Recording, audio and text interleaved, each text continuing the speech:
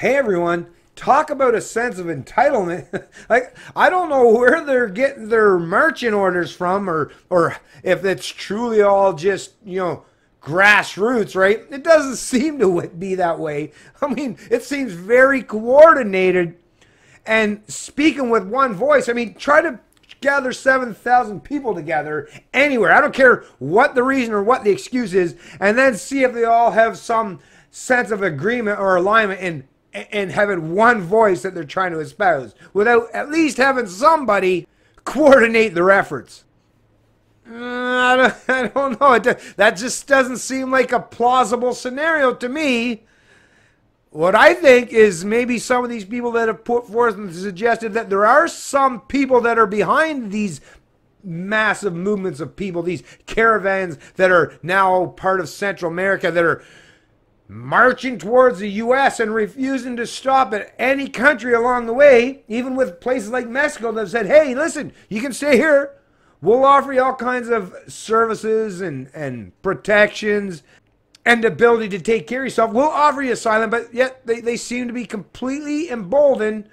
And with that tunnel vision, the only thing they want to do is get to the U.S., the promised land. But yet everyone likes to talk about the U.S. as if, oh, it's so terrible under Trump. Yet here are all these people, they want to get there as quick as they possibly can. Trump bad. Ooh, he's so terrible. Ooh, half of the population are deplorables and racists and all, all the negative connotations and adjectives that those in the establishment media and the establishment politicians try to put forth and present towards Trump, or anyone that stands against these open border policies where people can just come into any country they want freely. Who cares, right? Anytime anyone pushes back against that, you hear the political propagandists trying to use all these insulting narratives like, oh, you're a bad person for suggesting such. But yet, here they are. Everyone wants to get to the U.S. And they're not pleading. They're demanding. Like I say, what a sense of entitlement from people that are supposedly just poor people, right? Just desperate poor people that are fleeing their country, seeking refuge. Right? Headline, CBC News World. Central American migrants caravan reaches Mexico City, demands buses to U.S. Demands buses to U.S. Like what?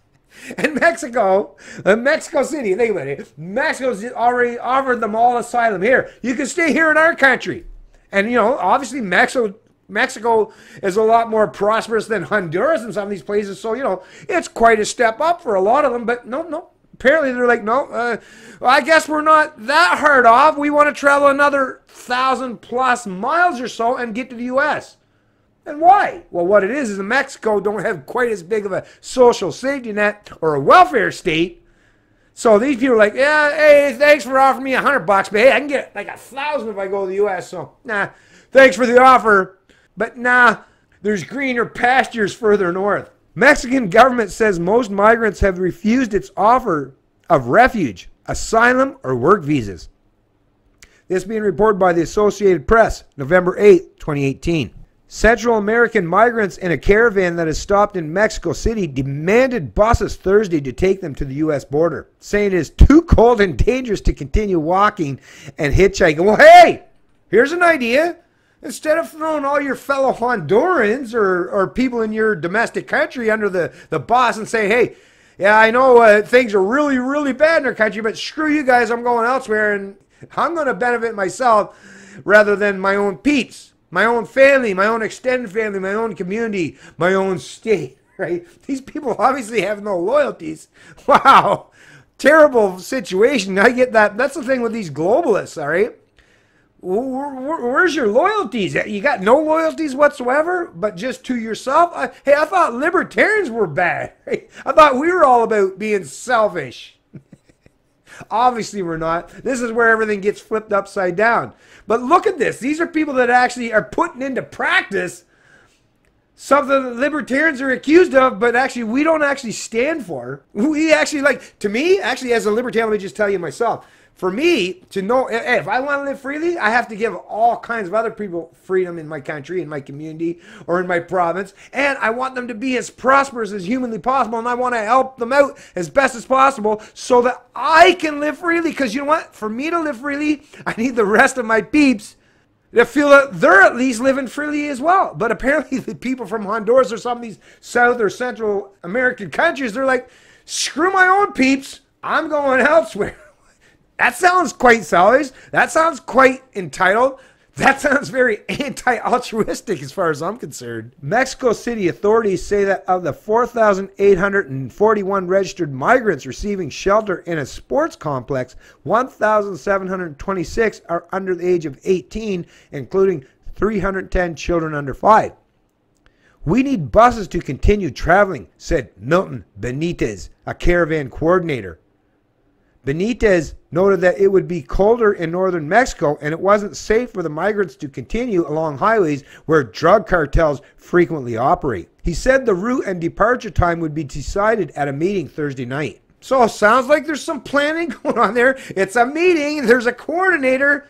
So once again, apparently this isn't just a bunch of people that decided on their own to just up and leave their domestic country and start heading for the United States. This sounds very much coordinated, as it's even being suggested in this article by the Associated Press or CBC News.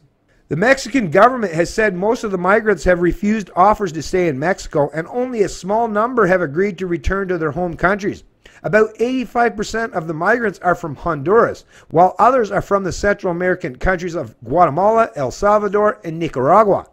California is the longest route, but is the best border, while Texas is the closest, but the worst border, says Jose Luis Fuentes of the National Lawyers Guild to gathered migrants. There have already been reports of migrants on the Caravan going missing, though that is often because they hitch rides on trucks that turn off on different routes, leaving them lost. However, the UN Human Rights Agency said its office in Mexico had filed a report with prosecutors in the central state of Puebla about 2 buses that migrants boarded in the last leg of the trip to Mexico City earlier this week and whose whereabouts are not known. Mexico City is itself nearly 1,000 kilometers from the nearest U.S. border, crossing at McAllen, Texas, and a previous Caravan in the spring opted for a much longer route to Tijuana in the far northwest across from San Diego.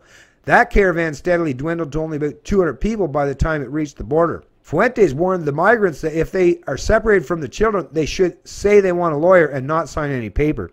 Other activists and officials explained the options available to migrants in Mexico, which is offer them refuge, asylum, or work visas. The government said 2,697 temporary visas had been issued to individuals and families to cover them while they wait for the 45-day application process for a more permanent status. So anyways, like I said, folks, demanding buses and constantly want to march north to the U.S. border.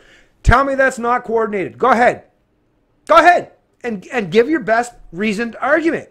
Be consistent. Show evidence. You know, links to articles, links to any kind of information sources. If you're trying to suggest that this was all just grassroots and people just decided to the tune of thousands of them to start heading in ways north to the U.S. border at kind of a weird, crazy time, I might add, then just like I say, just comment in the video below and give me your best explanation or argument and see what you got there, because like I say, I don't claim to know it all. If someone else has some information that's pertained to this particular issue, please bring it to light and we'll deal with it accordingly. I have no skin in the game. Like I say, I'm not a central planner nor authoritarian, so I don't align with one particular side or the other. I'm all about evidence, facts, and being morally and logically consistent. It's Canadian Libertarian, and I love liberty.